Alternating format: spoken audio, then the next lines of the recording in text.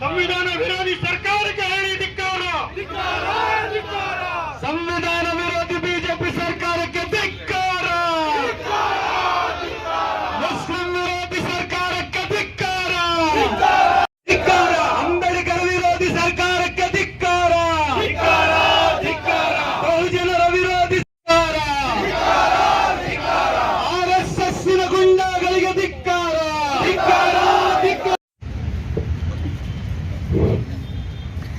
ಎಲ್ಲರಿಗೂ ಜೈ ಭೀಮ್. ಸಂವಿಧಾನವನ್ನು ಪ್ರೀತಿಸುವ ಜನರು ಈ ರಾಜ್ಯದಲ್ಲಿ ಜೀವಂತ ಇದ್ದಾರೆ ಅಂತ ನನಗೆ ತುಂಬಾ ಖುಷಿ ಆಗ್ತಾ ಇದೆ.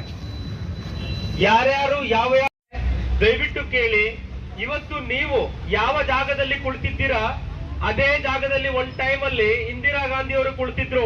ಅವರ ಅಪೋಸಿಟ್ ನಲ್ಲಿ ನಮ್ಮ ಜಾಗದಲ್ಲಿ ಜೈ ಭೀಮ್, ಜೈ ಭೀಮ್, ಜೈ ಭೀಮ್.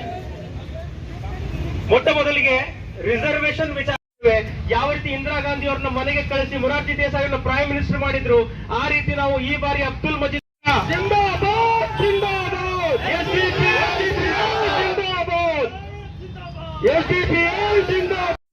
ಮುಸಲ್ಮಾನರಿಗೆ ರಿಸರ್ವೇಶನ್ ಈ ಮಣ್ಣಿನಲ್ಲಿ ಕೊಡಲಾಗಿದೆ.